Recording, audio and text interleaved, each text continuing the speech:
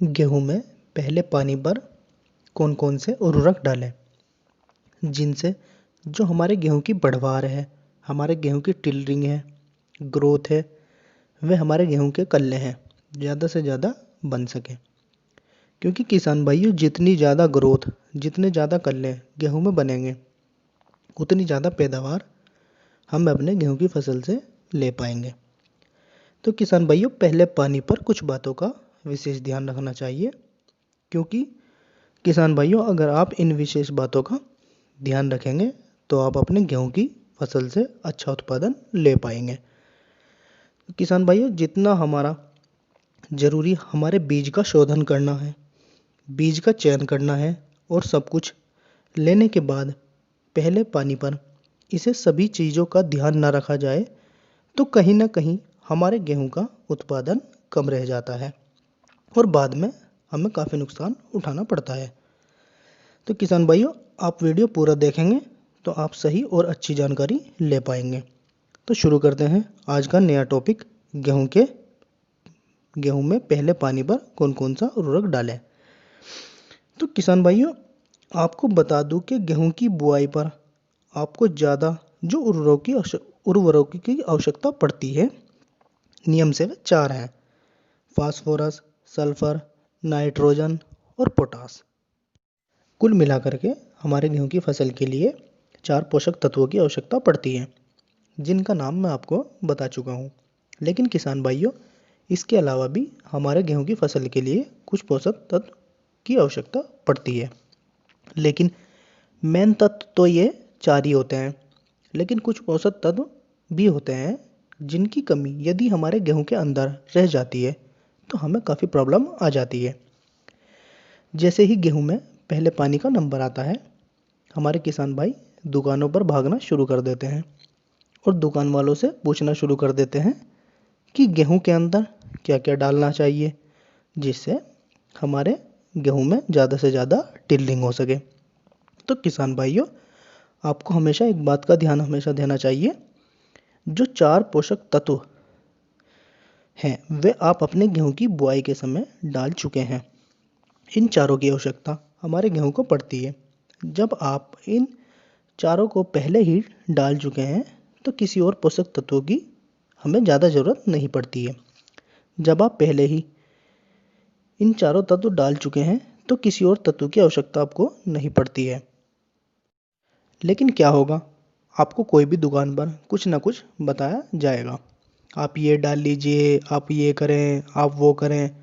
यदि आप इन सभी के चक्कर में पड़ने लग जाएंगे तो आप अपने गेहूं के अंदर खर्चा ज़्यादा आ जाएगा और बेनिफिट आपको कम होगा।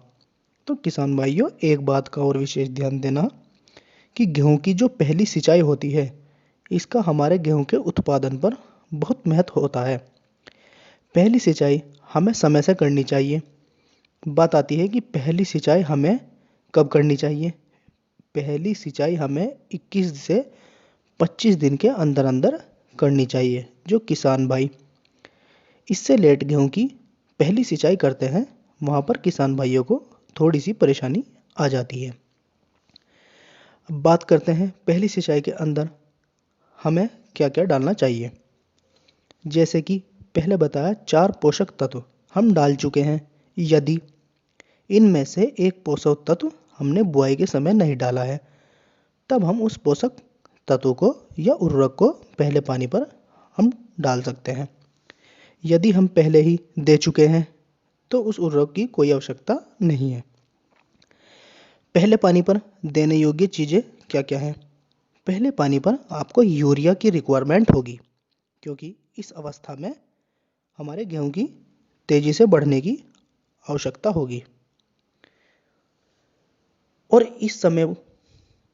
इस समय पर हमें नाइट्रोजन की आवश्यकता ज़रूर देनी चाहिए, जिसमें यूरिया की मात्रा 30 से 40 किलोग्राम प्रति एकड़ के हिसाब से डलवा दें और सिंचाई कर दें।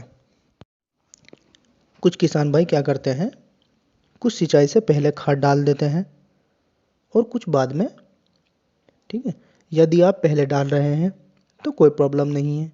यदि आप बाद में डाल रहे हैं तो जब तक आपके खेत की मिट्टी पैर बैठने योग्य ना हो जाए तब तक खाद ना लगाएं।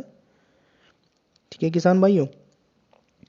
तो किसान भाइयों, एक बात का आपको विशेष ध्यान देना है, यदि बुआई के समय आपने सल्फर नहीं डाला है तो सल्फर की मात्रा यूज कर सकते हैं। यदि आपने सल्फर बुआई के समय डाल दिया, पोटास उस समय पर नहीं डाला, तो पोटास की मात्रा आपको पहले पानी पर डालनी चाहिए। ध्यान ये देना है कि जो चीज़ आपने इन चारों तत्वों में से बुआई के समय नहीं डाली है, उसे आप इस समय यूरिया के अंदर ऐड कर सकते हैं और अपने गेहूं पर पहला पानी लगा सकते हैं। सल्फर की मात्रा की बात करूं तो किसान भाइयों, आपके सल्फर की मात्रा से आपको लगभग 8 से 10 किलोग्राम प्रति एकड़ के हिसाब से डाल देनी चाहिए। सल्फर आपको दानेदार लेनी है।